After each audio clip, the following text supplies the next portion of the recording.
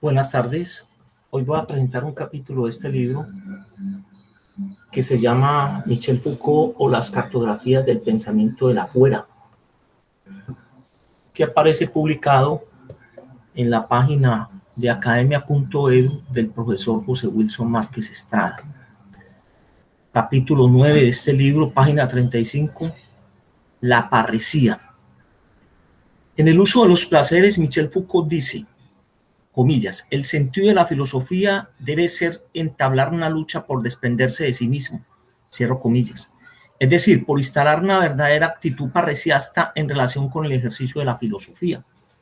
La parresía, expuesta por Foucault en el Colegio de Francia en los cursos de 1983, que a su vez es retomado de un texto de Eurípides, quien es el que lo da a conocer en Grecia en el año 450 a.C., entendemos parresía como el derecho que tiene el ciudadano a hablar sobre asuntos referentes a la organización de la ciudad, como el derecho reglamentado de los ciudadanos libres, que luego se transforma en la práctica perturbadora de decir verdad. No se trata de un todo decir, se trata de una cierta manera de decir verdad, capaz de afectar la existencia tanto de quien dice verdad como de quien escucha. La parresía es muy diferente a la pedagogía, ya que no busca decir verdad a alguien que no conoce la verdad, sino que la verdad es conocida tanto por el que la enuncia como por el que la escucha. La parresía no es una retórica, porque no pretende convencer. Se trata de decir literalmente que excluye la figura de estilo. Tampoco es una discusión o un diálogo, ya que no se trata de vencer al dialogante por medio de la argumentación o la síntesis. En la parresía se trata de la precipitación de un enunciado literal y demoledor como un acontecimiento puro que se realiza inmediatamente en la existencia. La parresía no se mantiene en el interior del discurso como para ser sistemático. No está dirigido hacia la exterioridad como para hacer una estrategia política. Su lugar es el borde del discurso, el lugar donde el lenguaje toca la existencia, donde decir verdad implica un riesgo, una muerte, un peligro de perder la vida. Foucault, apoyado en un texto de Plutarco, Moralia, nos explica la parresía con un bello ejemplo, comillas. En la corte de Siracusa, Dionisio el joven ejerce la tiranía, año 409 a.C. Allí vive Dion, joven político formado en la Academia Platónica. Dion invita a Platón a la corte de Siracusa. Dionisio el joven acepta encantado recibir a dicha celebridad. Entre Platón, Dionisio el joven y Dion realizan un diálogo sobre la virtud. Dionisio el joven pregunta a Platón, ¿qué buscas en Sicilia? Platón responde, busco a un hombre virtuoso, justo y valiente, pero no lo encuentro. Luego Dion aprovecha la coyuntura para exponer ante el tirano todas las injusticias del régimen. Dionisio el joven lo destierra en el acto. Cierro comillas. Entonces no se trata de buscar la verdad, sino de decir verdad ante el tirano, es decir, practicar la parresía en plena corte del tirano.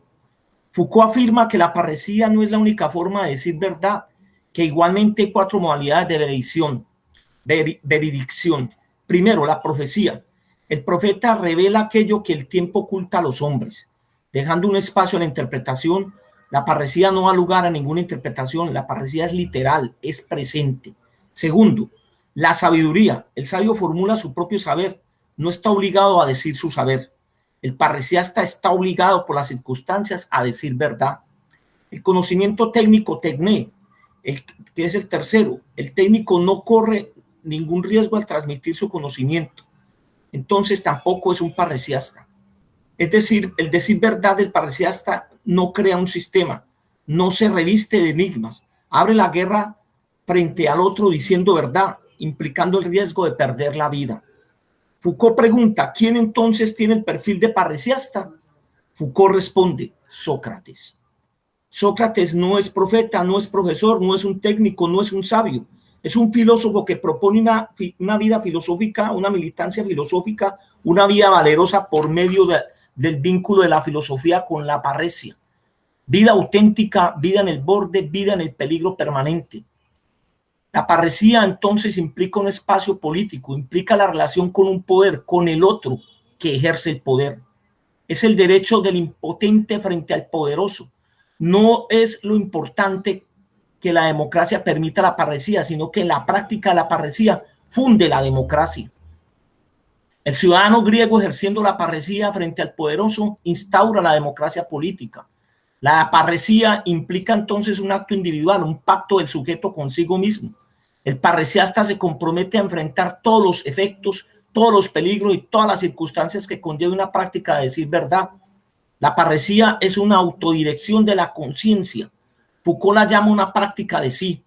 El parresiasta posee una conciencia no geometrizada, no controlada por los dispositivos de poder. Es una conciencia capaz de asumir su libertad por medio de prácticas que han de traducirse en un arte de la existencia, en una estética de la existencia.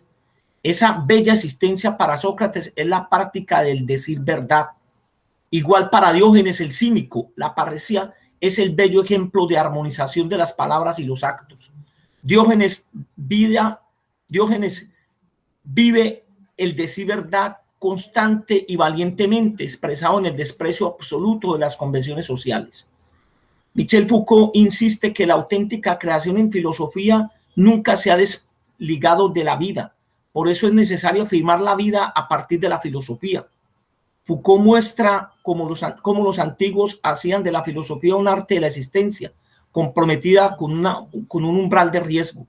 Para Foucault es claro que la tarea del filósofo se despliega en el borde, por medio de la deformación y transformación del discurso, por medio de la creación de conceptos que mueven subjetividades y les permite salir de la postración en que se encuentran, de la postración del pensamiento. Por eso su vida intentó ser la obra que sustentara ese deseo, que fuera la consecuencia de ese compromiso. Por eso nos atrevemos a decir que en Foucault está personificada la figura del auténtico parresiasta. Ahí termina el capítulo. Buenas noches.